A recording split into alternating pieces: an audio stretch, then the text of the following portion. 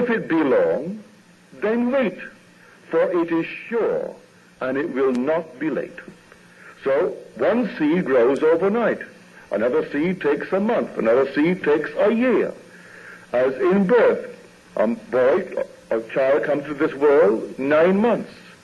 But a chicken comes out in 21 days. And so everything has a different interval of time between conception and birth in this world. So what determines the nature of that interval, I don't know. But have faith that it is sure and it will not for its own sake be late. Not for its own nature will it be late.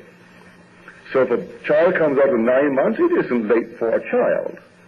And if a chicken comes out in 21 days, it's not late or early for a chicken. That's the interval of time between that moment where it was fertilized and properly nested, and then the moment of breaking the shell and hatching.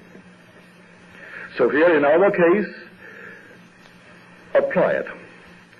And you will, in the next few months, I'm only here for 3 months, not yet 3 months, and you'll be able to tell me the most fantastic stories in the world.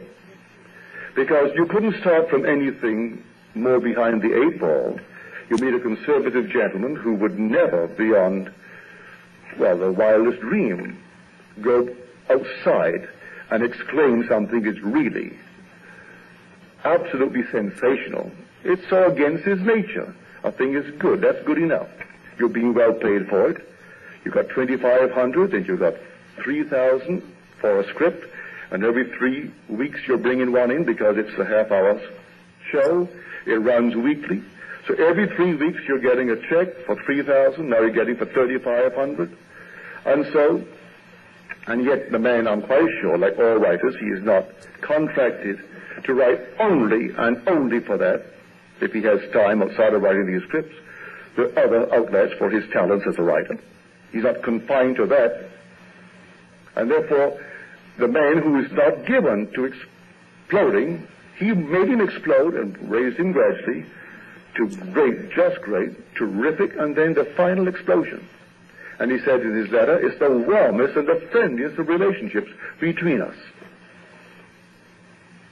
So I ask you to do the same thing. I don't care what it is in this world. Know what you want, conceive a scene implying the fulfillment of that dream, and then inwardly carry on these mental conversations from the premise of the fulfilled desire. If you can see at the same time that you hear, like a TV set, all right, put them together, it's better. But if you can't really visualize, and not many can visualize, you will find the audio very, very simple. But when you begin to visualize, may I tell you, it's the most thrilling thing in the world, to be able to actually see. Just like this, to be in a dream awake. It's like being in a dream, only awake. And so when you break it and return to this level, where it hasn't taken place, you have no fears, you have no doubts. The whole world will collapse. You know, you saw it. You're still seeing it in your mind's eye now, but you actually saw it. And you heard it, and so it must come to pass. You saw it and you heard it. And so if you meet someone who's passing through sheer hell, and they ask of you anything, they're in your world, single them out and hear them tell you that they have what they sought, just as though they have it. And then let it go. Don't raise a finger to make it so. Don't get on the phone and call a friend to ask the friend to intercede, to help him out. Don't do a thing. Just simply believe in the reality of your imaginal act. Because if you go to the end, then you can concern yourself with the means to that end.